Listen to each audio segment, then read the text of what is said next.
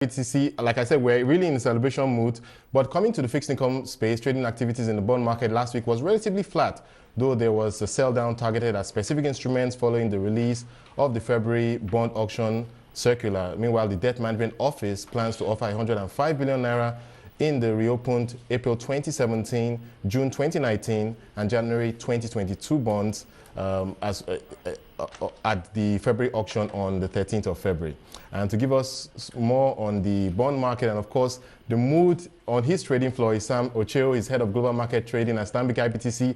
Of course, covered in Nigerian green and white. Sam, fantastic victory last night. And of course, I know that you're really a soccer buff. I remember we did play a tournament together at some point. I think it was a bankers tournament. So let me ask you, how did you celebrate the victory yesterday? Well, I guess I ran into the streets celebrating. We all went gaga yesterday, I must confess. And I'd like to say big congratulations to all Nigerians. I think the Super Eagles made us proud, and we're still in a happy mood. We're still celebrating, and I hope the market celebrates with us this week. And I know that there is a reception by the presidency tomorrow, and in the old days, one would say it's definitely going to be a public holiday, but we'll see how that plays out. Hopefully, there'll be an announcement, possibly along those lines from the presidency, but I don't know, maybe with democracy things have changed. But let's move on to the markets. Sam, like I mentioned, the bond auction coming up, but maybe we should start with your thoughts on the appetite of foreign investors for Nigerian bonds these days. We know yields have come down significantly, but at the same time, we've also seen the Naira very strong, very relatively robust over the last few weeks. In fact, this year, considering where the external reserves are for the $6 billion and where the oil price is well over $100 per barrel, everyone will say we're in a good place with the currencies. But your thoughts on the appetite of foreign investors for our bonds these days? Okay, well, since the inclusion of Nigeria in the JP Morgan index, we've seen a lot of offshore interest in Nigeria. Nigeria has opened up to the world again, and that has caused yields to rally from where it was up to the current levels of around 1080, 1090.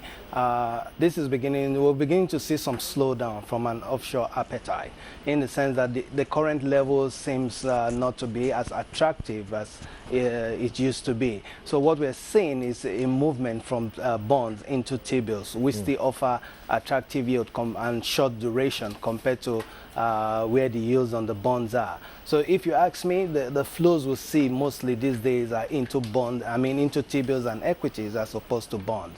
There's actually slowdown. And the rallies we've seen in recent time has been occasioned by locals. There's been much liquidity in the system, from maturing bonds to OMO liquidity. In this first quarter, we've seen a lot of liquidity, and I think that has been chasing the bond as an asset class from the local appetite. So the drivers in the last few weeks are more of locals than offshore.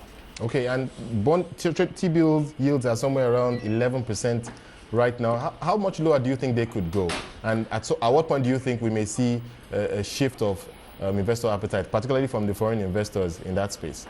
Well, the truth is that as long as T-bills is an asset class, and as long as there's liquidity in the system, it will keep chasing this asset class, because the question is, where else would they be invested? Yeah. And if I want to answer the question around what would make the offshore not to come to Nigeria, first of all, the things the offshore will look at is the stability of the currency, and also where the yields are offering at the moment. Among the countries in the JP Morgan index, Nigeria at this level still offer the highest yield. So is our country, is the currency going to be stable? If the outlook on the currency is that of stability, then you still expect to see more offshore flow, because it still offers them the highest yield. But again, there are a lot of concerns over the currency. People are not sure of it on the long term. And the question is, what will happen if there's most of the risk that we see to the currency are actually exogenous factors, such like an emerging market crisis, with all the issue of fracking in the United States, what happens to oil prices, and then there's also the question of Sanusi himself. 2014 is going to be up for re-election or re-nomination in 2014. I don't think the question is, Would they re-elect him? Would they renominate him for the position? If it is not, who is going to come in? What monetary policy outlook is the person going to have? So these guys, they are beginning to look at all this, and some of them, they, instead of going long duration, they are beginning to stay short duration, so that in case there's any emerging market crisis or there's any problem, the impact on their books will not be as much as staying in long duration. But let me ask you, in the short term, of course, we still have to play this market. There's, of course, a lot of uncertainty going forward. But in the short term, how do you think the yields are likely to play out, particularly for the bonds? We have an auction this week. What are your expectations? Well, I think the auction this week is going to come out with yields ranging from 10.6 to 10.95 across the curve that is being auctioned. I don't see any major divergence from where current market levels are. So even if the offshore guys decide to participate, I don't think we're going to see a major crash in yield. It is expected to remain at this level.